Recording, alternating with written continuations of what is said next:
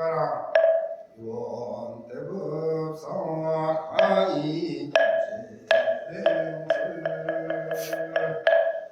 차경신시마의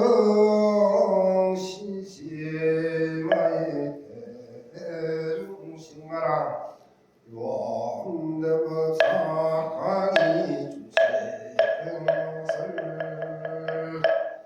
차경신시마의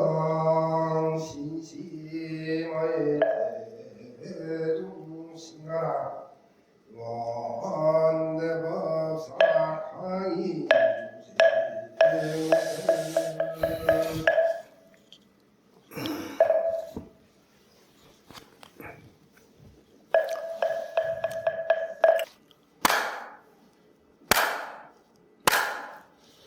여러분 안녕하십니까?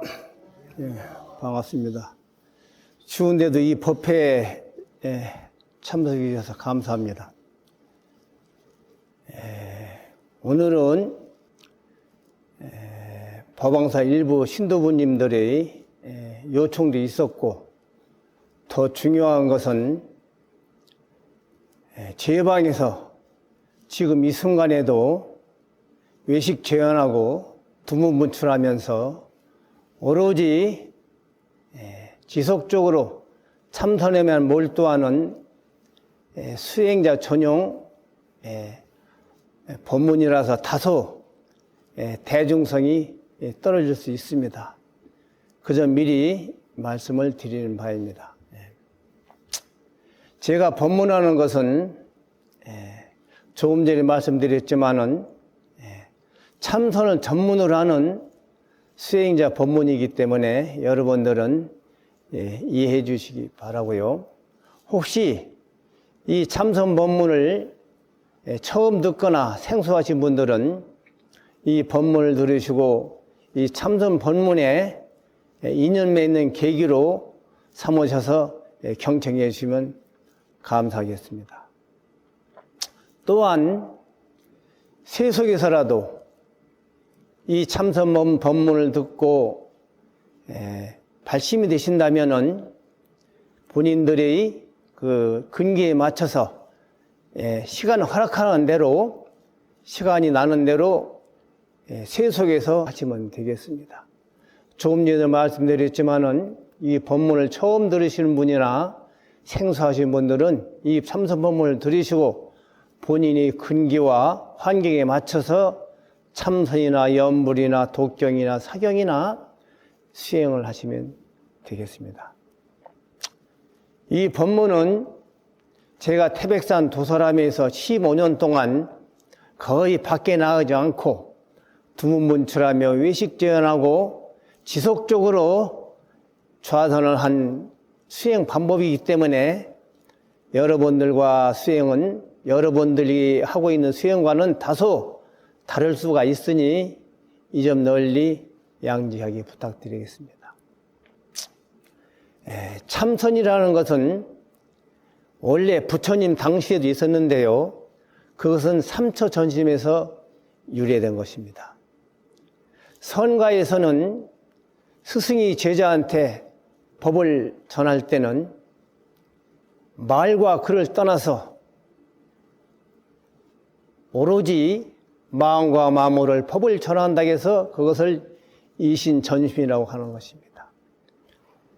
부처님께서는 상수 제자인 마하가섭에게 이신전심으로 세 군데서 법을 전했다 해서 삼처전심이라고 하는 것입니다. 삼처전심은 첫 번째가 영산해상 염화미소고, 두 번째가 다자탑전 반분자이고, 세 번째가 사라쌍수 밑에 곽식상보입니다. 영산해상 염화미소는 무슨 말이냐면은 영축사는 인도의 그 남인도의 그 마갈다국 동북 쪽에 있는 산으로서 부처님이 거기서 설법을 많이 했습니다. 그래서 영축산이라는, 왜 영축산 이름이 붙었냐면은 산이 마치 독수리가 앉아있는 모습과 같다 해서 영축산이라고 한 것입니다. 영축산을 거기에서 부처님께서 많은 설법을 하셨는데 그 중에서도 영산해상이라고 하는 것은 부처님께서 영산해상에서 영축산에서 법화경을 설하셨기 때문에 영산해상이라고 하는 겁니다. 부처님께서 영산해상에서 많은 대중들이 모인 자리에서 설법을 하시는데 마침 하늘에서 꽃비가 내려서 부처님께서 꽃 한 송이를 이렇게 들어보이니 많은 사람들은 영문도 모른 채 어리둥절했으나 가섭존자 혼자만이 홀로 웃었습니다. 미소 졌다. 그래서 염화한 미소입니다. 들염자, 꽃화자, 미소. 가섭존자 홀로 빙그레 웃었다. 그걸 염화시중이라고 합니다. 들염자에다 꽃화자에다가 보일시자에다 대중중자. 염화시중이라는 화두인데 보통 염화미소라고 화두를 하는 것입니다. 다른 사람들은 영문도 모른 채 아무것도 모른 채 있었지만은 가섭존자 혼자 빙그레 웃었는데 어째서 부처님이 꽃을 들어보이자 가섭존자 혼자 홀로 웃었는가 하고 그러지 이것이 첫 번째 화두인 것입니다. 두 번째는 다자탑전 반분자인데요. 다자탑이라는 것은 마늘 따자에다가 아들 자자, 자식 자자에다가 탑탑자 앞전자입니다. 다자탑전 반분자. 이 말이 무슨 말인가 하니 그 당시 인도에서는 일부 닫혀져 있기 때문에 한 남성이 여러 명의 부인을 거느릴 수가 있었던 것입니다. 그래서 자녀들이 많았는데요. 경에 기록에 보면 60명이라고 나왔습니다. 많은 자녀들이 돌아가신 아버님을 기리기 위해서 추모하기 위해서 넓은 공원에다가 돌탑을 세웠는데 부처님께서 그 탑 앞에서 설법을 하셨다 해서 다자탑전 반분자라고 합니다. 반분자는 무슨 말이냐면은 부처님께서 다자탑 앞에서 설법하실 때 많은 대중들이 운주했지만은 그 가운데에 그 가섭존자가 있었는데 그 당시 가섭존자는 수행 방법이 두타행을 했습니다. 두타행이라는 것은 수행을 하는데 의식주를 전혀 신경 쓰지 않고 오로지 수행에만 신경 쓰기 때문에 두타행이라고 하는 것인데 두타행이라는 것은 먹는 거라든가 입는 거라든가 여러 가지 우리 생활에 필요한 것을 일철 신경을 쓰지 않고 오로지 수행만 하는 것입니다. 그러다 보니까 가섭존자는 몰골이 굉장히 야위였고 머리도 길르고 수염도 기르고 얼굴이 먼지가 꼈고 이렇게 여기 여러 가지로 거칠어진 피부와 그리고 옷이 남나도 못해서 옷에서 냄새가 날 정도로 이렇게 두타행을 했던 겁니다. 그 많은 사람 중에 아무도 가섭존자를 알아본 사람이 없었습니다. 그러나 부처님께서는 가섭존자를 알아보고 저 멀리 가섭존자를 불러서 본인이 부처님께서 앉은 통나무를 반을 갈라서 사이좋게 앉았습니다. 그래서 반분자입니다. 그래서 부처님께서는 어째서 가섭존자를 불러서 통나무에 반을 같이 앉았는가 하는 것이 그 의심인 것입니다. 세 번째는 사라상수와 곽식상부라는 화두입니다. 부처님께서는 구시나라가성 외곽에서 사라나무 밑에서 열반하셨습니다. 구시나라가 사라상수라는 건 무슨 말이냐면은 사라나무가 8그루에 있는데 쌍으로 4쌍으로 이렇게 된 겁니다. 그 모습이 합사, 학이 서로 기대인 것 같다 해서 학수쌍존 또는 살아쌍수라고 이렇게 말하는 것입니다. 부처님께서는 이 살아쌍수 밑에서 열반하셨는데 그 당시 가섭존자는 비사성에 있었습니다. 비사성에 있었는데 부처님이 열반하셨다는 그 소리를 듣고 바로 출발하였지만은 옛날에는 지금같이 교통이 발달하지 않아서 걸어온 데만 6일이 걸렸습니다. 6일이 걸려서 나머지 그 제자들은 인도와 기후가 고온다습하기 때문에 부처님 법구가 훼손될 것 같아서 상수제자인 가섭존자가 도착하지 않았지만은 다비식을 하려고 그랬어요. 그렇지만은 그 관에 불이 붙지 않는 것이었습니다. 그런 와중에 가섭존자가 부처님 전에 도착해서 부처님 법구에 세 바퀴를 돌고 합장을 해서 이렇게 부처님께 슬피 울면서 부처님이시여 어떻게 이렇게 빨리 열반에 드셨습니까? 하니 그때 두 발을 관 밖으로 내밀었다입니다. 이것이 곽지삼보입니다. 그 당시 인도의 풍습은 스승이 돌아가시거나 부모가 돌아가시면은 돌아가신 분이 발에다가 본인이 가장 높은 이마나 입을 맞추는 것이 풍습이었습니다. 그래서 가섭존자도 부처님이 돌아가신 발에다가 입을 맞추니 그때서야 관에다 불을 붙이니 불이 붙어서 다비식을 했다는 겁니다.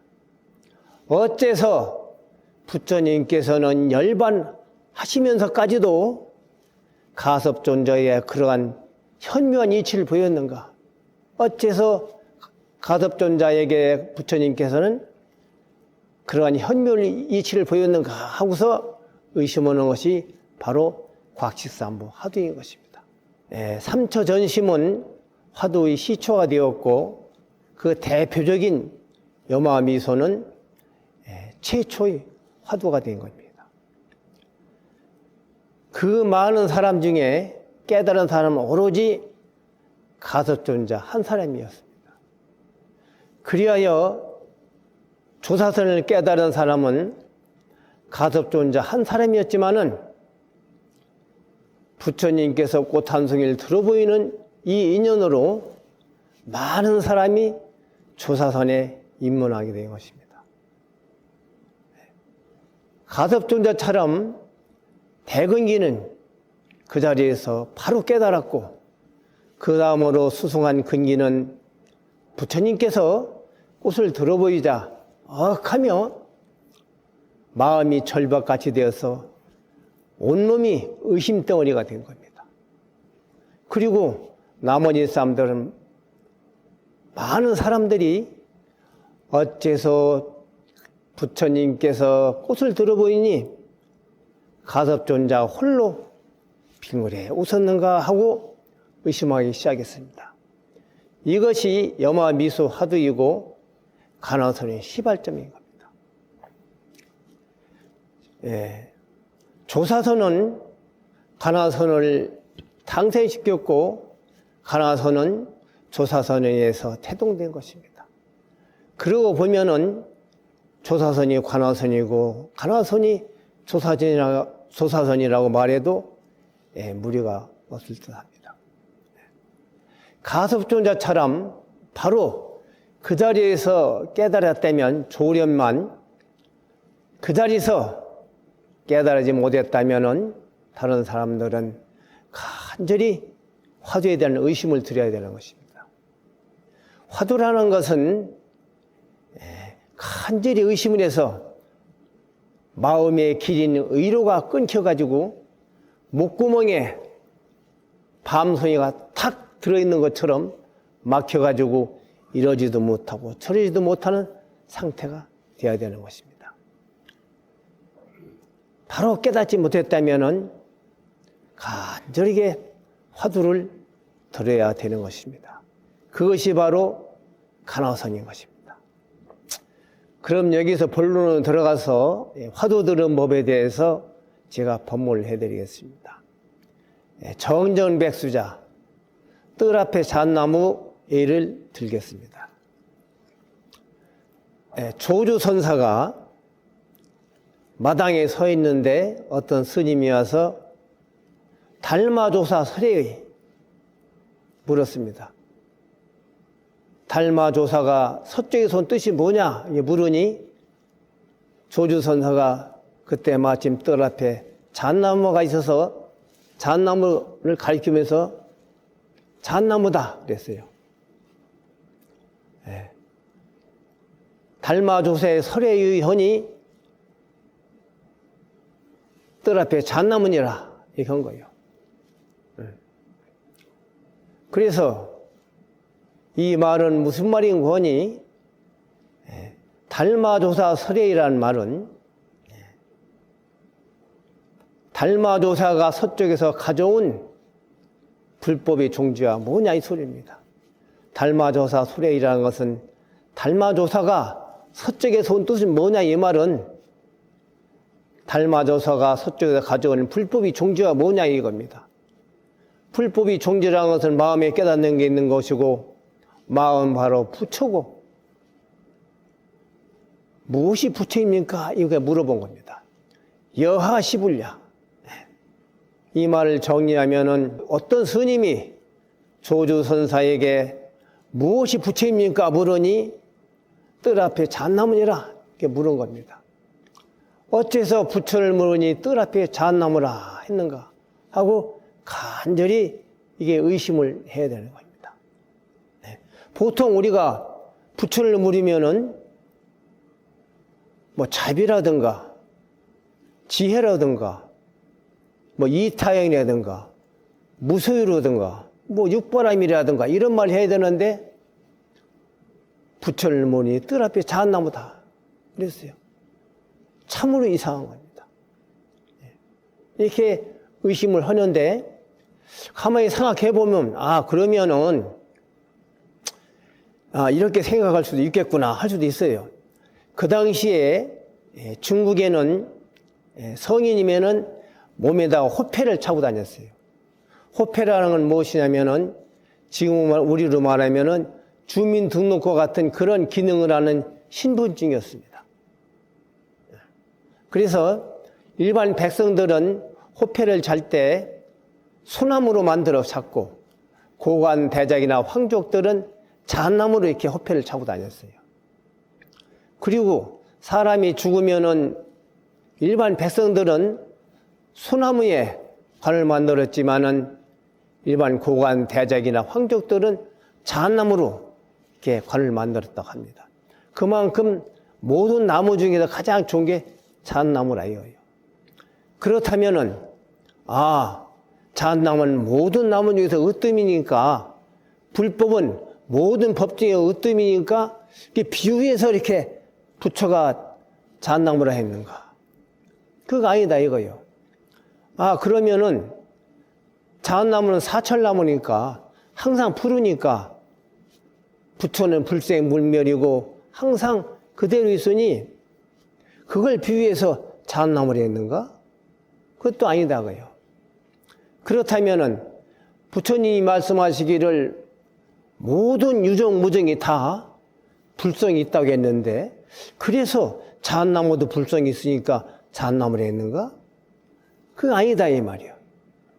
이런 식으로 이론을 캐면은 종국에는 모르는 거로 이론을 캐는 것을 중단하고 더 이상 이론을 캐면 망상잡념이니까 더 이상 여기서 망상잡념을 하지 말고 조주선사는 부처님하고 똑같은 깨달음 같은 조사인데 어째서 거짓말 할 리는 없고 뜰 앞에 잣나무를 붙여라겠는가 하고 이렇게 간절하게 의심하는 게 화두인 것입니다. 간절하게 이게 의심을 해야 돼요. 화두를 들 때 이 화두를 어떠한 방편이나 어떠한 해석을 해서는 안 됩니다. 화두라는 것은 절대로 방편을 하거나 해석을 해서는 안 되는 겁니다.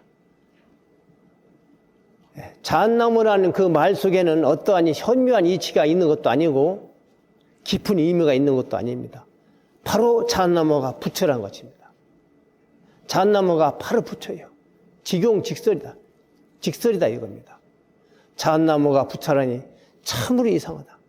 그런데 깨닫고 보면 바로 잣나무가 부처인 것입니다. 이렇게 의심을 해야 되는 것입니다.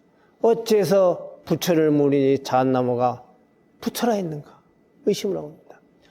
의심할 때는 물에 물탄동, 술에 술탄동, 적당히 해서는 절대로 화두의 의심이 돈발되지 않습니다.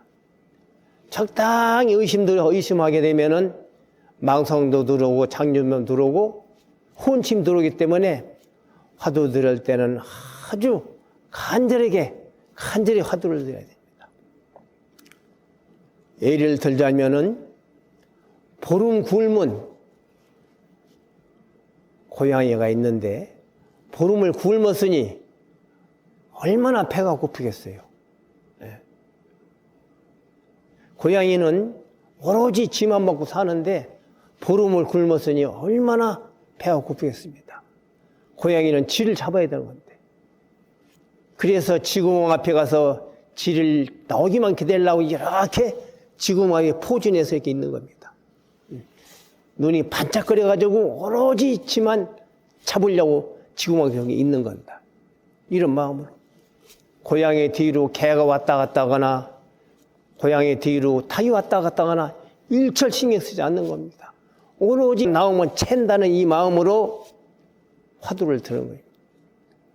어째서 조주선사는 뜰 앞에 잣나무를 부처라겠는가? 지 생각하듯이 그렇게 간절하게 화두를 드려야 되는 것입니다. 또한 예를 들자면은 80 먹은 노파가 외아들이 있는데 마침 그 나라에 전쟁이 일어나서 나라에 있는 모든 창전들이 전부 다 전쟁터로 끌려갔습니다. 옆집에 있는 총각도 끌려가고 자기 아들도 외아들도 전쟁터로 끌려갔어요. 그러니 항상 생각하기를 이미 죽었나 살았나 항상 걱정하는 거예요. 앉으나 서나 항상 외아들 생각하는데 마침 옆집 총각이 전쟁하다가 죽었다는 전사 통지서가 온 거예요. 그러니 할머니가 얼마나 걱정이 많겠습니까? 이 노파가. 응? 옆에 있는 총각도 죽었는데 내 아들이라고 살아있을 만한 보장이 없지 않는가.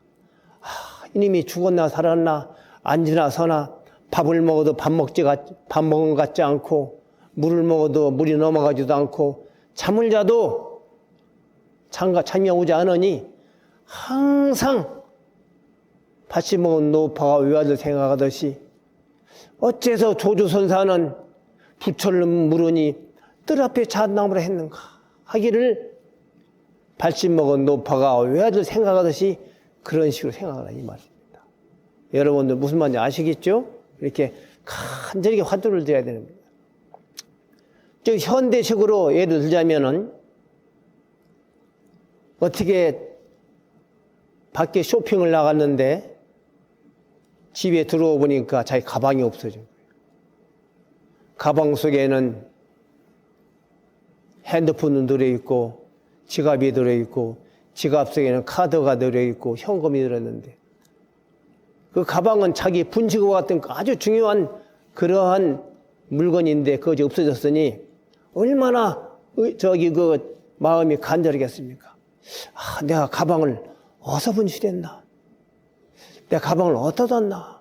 이렇게 생각을 할 때 여러분들이 생각하기를 이번 토요일날은 어디 놀러 가야지 아니면 내일 모레 동창회인데 동창회 가서는 누굴 만나야지 이런 생각이 나겠어요? 자기 가방을 다 잃어버렸는데 오로지 가방이 어디 갔나 하고 어서 분실했나 하고 이렇게 생각할 때 모든 생각이 없어진단 말입니다. 이런 식으로 화두를 드려야 되는 겁니다. 내가 한 가지 예를 또 들겠습니다. 여러분들 따뜻하니까 여러분 자꾸 졸음이 오시는데 그 졸음이 일어나도 법문을 듣고 하여튼 법문을 잘 들으셔야 됩니다. 이 중요한 부분이니까 이 참선 본문은 이제 이 본문을 들으면 다음에 또 들을 이 기회가 없으니 여러분들 본문을 잘 들으셔야 합니다. 우리나라의 대표적 음악가 중에 한 사람인 정명훈이가 있습니다. 정명훈이 아시죠, 여러분들? 정명화, 정경화, 정명훈이 트리오가 그 세 가지 음악 집안인데 정명훈이가 도쿄의 필하모니 오케스트라의 지휘자로 있었을 때입니다. 처음에 부임하고 좀 있다가 정명훈이가 단원들한테 이상한 선물을 하나씩 선물했어요. 뭘 선물했냐면은 삽을 하나씩 선물해요. 삽을. 음악하는 사람한테 어떻게 삽을 선물했냐 하고 단원들이 물어보니 정명훈이가 하는 말이 여러분들이 음악을 연주하는 거 보면 너무나 몸이 건조하고 감정이 없다. 내가 삽을 준 이유는 삽으로 땅을 파듯이 여러분들이 마음과 가슴을 후비고 파서 감정이 풋받쳐 나와서 그런 마음으로 연주를 하라 했다는 겁니다. 그 말은 무슨 말인고 하니 악보대로 그냥 기계적으로 그냥 연주하지 말고 몸과 마음이 하나가 돼서 음악과 하나가 돼서 감정이 북받쳐 나와가지고 이렇게 음악을 하라는 이런 말인 겁니다. 대단한 사람이죠. 음악하는 사람. 그 말은 무슨 말인고 하니 화두를 들 때도 이런 식으로 화두를 들어야 돼요. 화두를 들 때 적당히 그냥 조주선사한테 무엇이 부처라고 모르니 뜰 앞에 잣나무더라. 적당히 하면은 절대 의심이 돈발이 안 되는 거예요. 화두를 들 때는 간절한 마음으로 정명훈이가 말한 것처럼 가슴을 후비고 파서 감정이 북받쳐 나와야 의심이 돈발되는 겁니다. 그러면 그런 의심이 돈발되려면은 세 가지가 우리가 갖춰야 돼요. 참선의 세 가지 요소가 바로 대신심, 대의심, 대분심이신 겁니다. 대신심이라는 것은 나도 이 참선을 하면은 부처님과 같이 역대 조사와 같이 선지석과 같이 깨달음을 얻을 수 있다는, 깨달음을 가질 수 있다는 그러한 확고한 신심을 가지고 화두를 드려야 되는 것입니다. 간절한 의심이라는 것은 화두에 대한 간절한 의심으로서 의심을 할 때 그냥 적당히 의심하지 말고 간절히 의심을 해야 되는데 360 골절과 84,000 우리 모공이 온몸이 하나가 돼서 온몸으로 의심하라 이렇게 되는 겁니다. 세 번째 분심이라는 것은 분하다 있어요. 분하다. 부처님과 역대 조사와 선지식들은 전부 다 이구등락해서 고통을 여였는데 나만 이렇게 이 사바세계에서 무명 속에 헤매고 있는가 하고 분심을 내는 것입니다. 이렇게 분심을 내야만이 화두가 간절하게 들리는 것입니다. 그리고 여러분들이 이제 참선을 하시던 뭐 이 법문을 시청하신 분들은 저는 가끔 이런 예를 듭니다. 무슨 예를 들냐면 이 참선을 하려면 반드시 셋불도 당김에 빼라고 지속적으로 공부를 해야 되는 거예요. 공부라는 건 하다 말다 하면 절대로 화두에 발동이 걸리지 않아서 등력하지 않는 것입니다. 공부를 하는 것은 항상 처음에 발심해서 화두를 잡으려면 지속적으로 정진을 해야지 공부를 하다 말다 하면은 공부가 절대로 등력할 수 없는 것입니다. 내가 한 가지 예를 들자면은 여러분들은 미국 항공우주국에서 인공위성을 발사하는 모습을 봤을 겁니다.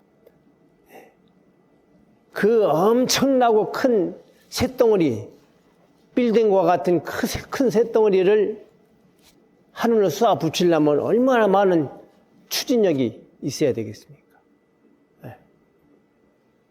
여러분들은 그 텔레비전 볼 때 그 인공위성이 발사하는 모습을 보면은 땅 위에서 발사하는 것 같지만은 사실은 그 땅 밑에는 어마어마한 큰 벙커가 있습니다.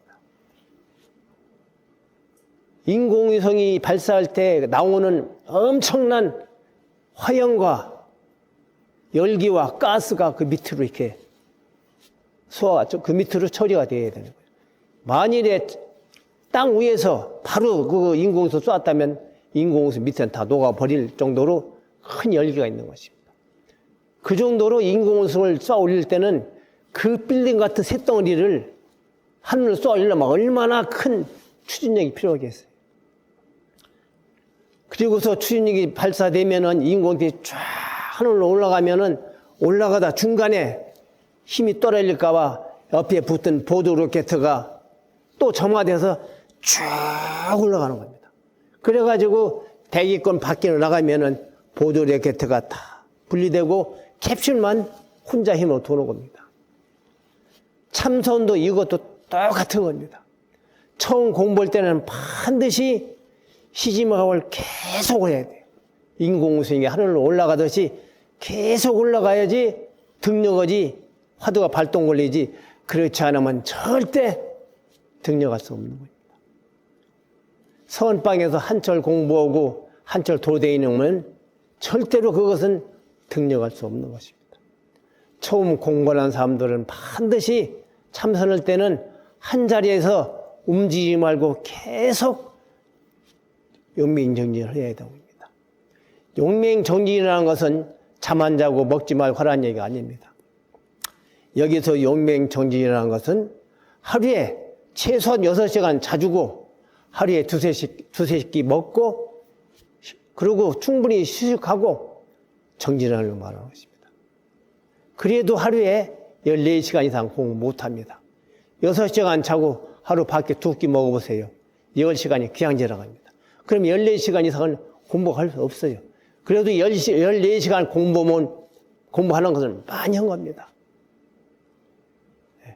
그래서 한 장소에서 계속 참선할 때는 밖에 나가지 말고 계속 꾸준히 공부를 해야 되는 거예요. 이 자리에서 밖에 나갔다 하면 작품 버리는 겁니다. 공부를 그때부터는 등력이 할 수 없는 것입니다. 도량 내에서라도 자주 움직여서는 안 됩니다. 토굴 생활하면서 나무 온다, 식량 날러 다닌다, 나물 떠 다닌다. 그것은 공부를 좀 모르는 사람입니다. 토굴에는 오로지 공부를 하기 때문에 공부만 해야 돼요. 딴 거 해서는 안 됩니다. 특히 처음 공부할 때. 처음 공부하는 사람들은 반드시 도량에서라도 함부로 움직이지 말고 계속 용맹정진하기를 부탁드립니다. 이렇게 용맹정진해서 화두가 들려서 화두가 자동으로 들리면은 그걸 등력이라고 하는데 등력이 되면은 절대로 그 밑으로 떨어지지 않습니다. 그렇게 등력이 되면은 불태전자리고 행주, 자와, 어묵동정 항상 일체처에 화두가 들리고 저절로 공부가 되는 겁니다. 그렇게 되면은 세수할 때 코 만지는 것도 쉽고 여러분들 세수하려면 자동으로 코 만지잖아요. 세수할 때 코 만지는 것보다 쉬운 게 공부고 아무리 본인이 공부를 안 하려고 용을 써도 공부가 몸을 떠나지 않고 몸이 공부를 떠나지 않고 그대로 성불이 깨달음의 길로 가는 거라. 이 자리에서부터 동정이려 몽중이려 숙면이려 오면이려가 시작되는 겁니다. 절대 이 등력을 하지 못하면은 동정이려 몽중이려 숙면이려 오면이려 관계를 절제할 수 없는 겁니다. 더 나아가서는 사증독활이나 은상철벽도 절대 이 관문을 지나가지 못하면은 할 수 없는 것입니다. 참선을 50년, 100년을 해도 등력하지 못하면 아무 상관없습니다. 참선을 단 몇 년만 했어도 이 등력하면은 성인이 되는 것입니다. 여러분들은 그렇게 알고 열심히 수행하셔서 특히 처음 수행하시는 분들은 한 좌석에 한 자리에서 두문문철하고 의식 제한에서 움직이지 말고 열심히 수행하시길 빌겠습니다. 감사합니다. 한번 마치겠습니다. 네. 됐습니다. 네.